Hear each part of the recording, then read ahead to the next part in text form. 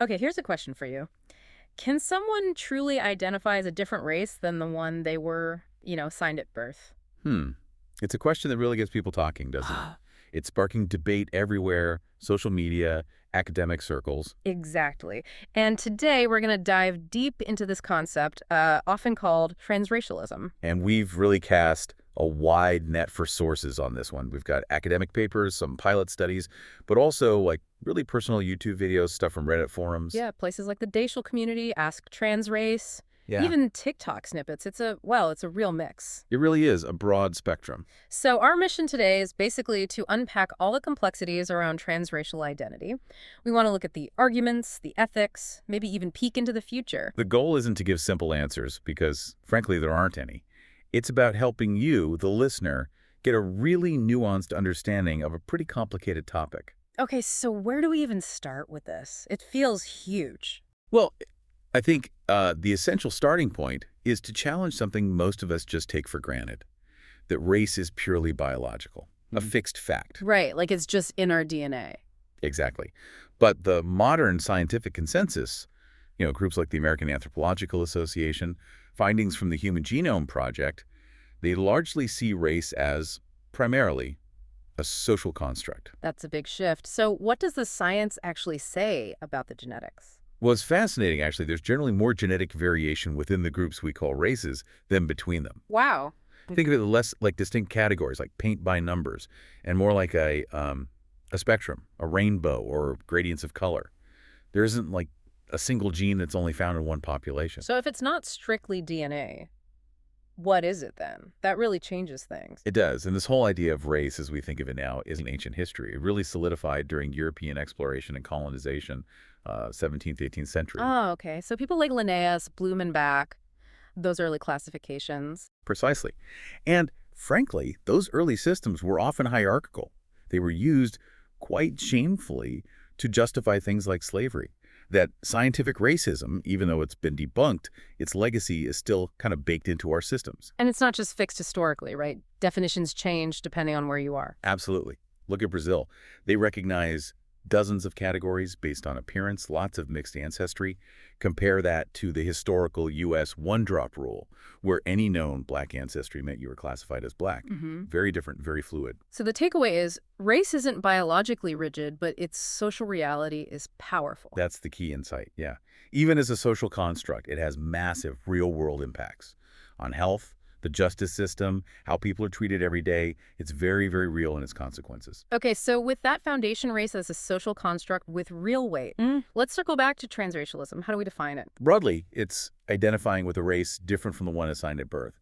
You might also hear terms like RCTA, race change to another. Or dacial? What's that one? Yeah, Dachel often refers to identifying with or belonging to two different racial groups, sometimes in a chosen or fluid kind of way. Interesting. So what drives someone to identify this way? What are the motivations? Oh, it's incredibly varied. For some, it seems to be this really deep, almost innate connection to another culture. We saw like a Reddit user talking about feeling this lifelong pull towards Japanese culture, adopting the aesthetic, seeking belonging there. But it's not always positive, is it? Sometimes it's about escaping something. Definitely. Sometimes it stems from a desire to um, distance oneself from pain or discrimination tied to their birth race.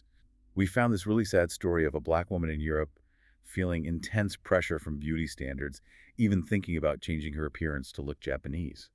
That's heartbreaking. It is. Or, a black family may be coping with racism by just not talking about race, which could lead some members to look for identity elsewhere. It really shows that need for belonging, doesn't it? Whether you're running towards something or away from something else. Absolutely. And sometimes it's just that basic human need, finding a group where you feel you fit, maybe after feeling bullied or inauthentic in your original identity. And for others, it's maybe more philosophical, pushing back against fixed categories, asserting autonomy. How do people express this identity physically? Because that seems to be a big part of the discussion. It often is. It ranges widely. Cosmetics, hair changes, dyeing it, styling for a specific texture, tanning. And sometimes more extreme measures. Yes, in some cases, cosmetic surgery to alter facial features. Figures like Oli London wanting to look Korean, or Martina Biggs' really extreme modifications to present as black skin darkening, hair changes, eye color. Those are quite drastic transformations. They are, and they really highlight the lengths someone might go to try and align their outside with their inside. But it's crucial to note, these physical changes don't necessarily mean society accepts them or that they pass. Right. And where do people find support for this? It sounds like it could be quite isolating. Online communities are huge. Those Reddit forums we mentioned, Dacial Community, RCTA safe spaces, Discord servers like Ask Trans Race, they become really important. Yeah. They offer a place to share, to find others with similar experiences, get validation maybe they don't find offline. Yeah. It's like a window into their world. This whole idea of internal identity versus external assignment, it inevitably brings up comparisons to transgender identity. People make that link a lot. Why? Well, the argument from similarity, as it's sometimes called, rests on that core idea, an internal sense of self, clashing with an assigned category. Sex and gender in one case, race in the other. So feeling like you're in the wrong category, essentially. Kind of, yeah. And both often involve a desire to align the external appearance with that internal identity. You hear about gender dysphoria, and some people describe a similar feeling regarding race, sometimes calling it racial dysphoria. So the argument goes, if society is increasingly accepting transgender self-identification, seeing gender as, say, a neurochemical construct separate from biological sex, then logically, maybe transracial self-ID should follow. It ties into ideas of morphological freedom. Morphological freedom. Yeah, the idea that you should have the right to modify your body however you want, as long as you're not harming others. Like getting a tattoo, but obviously on a much more fundamental level related to identity. Okay, I see the parallel being drawn, but this analogy gets a lot of pushback too, right? What are the main criticisms? Big ones. A key difference people point to is the nature of racial oppression. It's often described as intergenerational, tied to a shared history of systemic injustice. Think about things like the residential schools in Canada or debates about reparations. This collective historical weight is argued to be fundamentally different from individual gender identity. That's a powerful point, the shared history aspect. Yeah, exactly. And then there are concerns about white privilege. Critics argue that a white person identifying as, say, black, can be seen as exercising privilege because they could, theoretically, opt out or revert back to their white identity and its associated advantages. Which isn't an option for someone born into that identity. Precisely. That quote, Michael Brown couldn't be transracial, really captures that starkly. It highlights the inescapable nature of racial assignment for many. What other distinctions are made? Well, unlike for gender transition, there aren't really established social or medical pathways for racial transition. There's no roadmap, which leads to uncertainty and lack of validation. Right. Plus, race is often seen as a more closely policed category than gender in many societies. It's so deeply tangled up with civil rights, historical struggles, systemic inequality. It makes the idea of individual choice seem more problematic to some. And the biological argument. Some argue that while gender is distinct from sex, there might still be some biological underpinnings, like the neurochemical construct idea, whereas the scientific basis for distinct biological races is, as we discussed, much weaker. The Rachel Dolezal case seems like the flashpoint for a lot of this. Absolutely. A white woman presenting as black, leading an NAACP chapter. When her parents revealed her background, it just exploded. I remember the controversy, accusations of blackface, cultural appropriation. Huge media firestorm. She had to resign. Her sincerity was questioned, but some sources also suggested that maybe her actions, even if problematic, kind of forced people to confront uncomfortable questions about fixed racial identity. Yeah, it definitely made people uncomfortable. And that discomfort, what does it tell us? It leads us right into the ethical questions, doesn't it? Like cultural appropriation. Can you break that down? Sure. Cultural appropriation is basically taking surface elements like clothing styles, hairstyles, maybe language from a culture, usually a marginalized one, without understanding or respecting their original context or significance. So it risks reducing a culture to a costume. Exactly. Or trivializing struggles associated with those cultural markers. And beyond appropriation, there are worries about undermining efforts for racial justice. Yeah, there's concern that transracialism could potentially diminish the importance of things like Black History Month or arguments for reparations. These are rooted in shared history, collective experience of oppression. So the fear is it makes race seem like just a personal choice, potentially erasing those systemic issues. That's the worry. It distracts from the hard work of dismantling systemic racism. And it raises that fundamental question. Who gets to claim authenticity? Can you truly belong to a group without having lived its specific historical oppression, its daily reality of racism? That must resonate strongly with transracial adoptees, too. Very much so. They often feel their own complex experiences of navigating race and culture get erased or minimized when identity is framed purely as a choice. And does this intersect with other issues like standards of beauty? It can, yeah.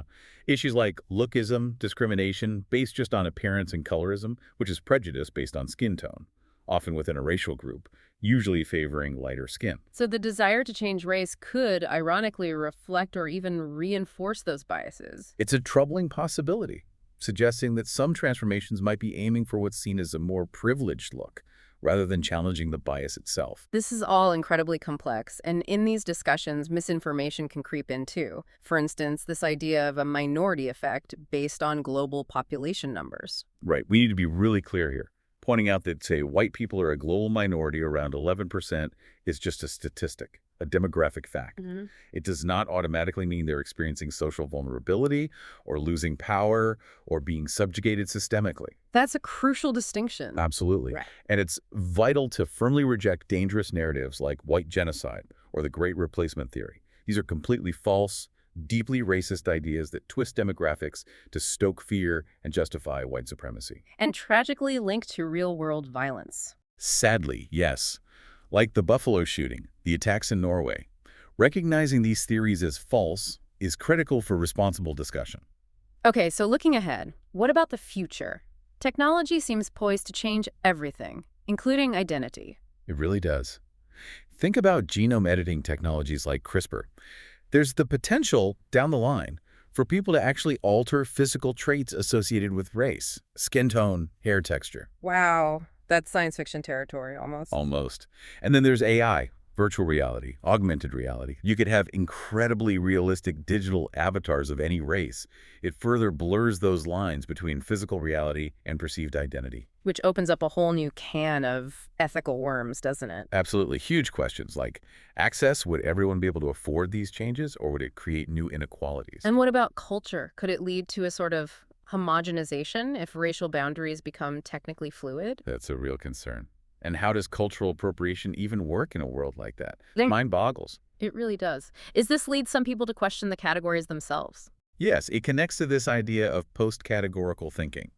Basically, questioning how useful these broad racial boxes really are anymore. Maybe we should focus more on individual experiences, specific inequalities, rather than relying on these rigid historical categories, moving towards something more fluid, more self-determined. So we've covered a lot of ground today. It's clear transracialism is, well, incredibly complex. No easy answers here. Not at all. You've got this tension, right, between the desire for fluid, individual identity, and the very solid, often harsh reality of racial categories and systemic racism. So for you, our listener, as you think about all this, the key is probably empathy, open-mindedness, but also critical thinking. Exactly. And being willing to listen. Really listen to different perspectives, even the ones that make you uncomfortable. Keep learning. Keep asking questions. Which brings us to a final thought to leave you with, something to mull over. If technology ever reached a point where true, seamless, physical race swapping was possible, would that finally dismantle all the historical baggage of race? Would it lead to a more just society? Or would it just create entirely new, maybe unforeseen ways to divide ourselves?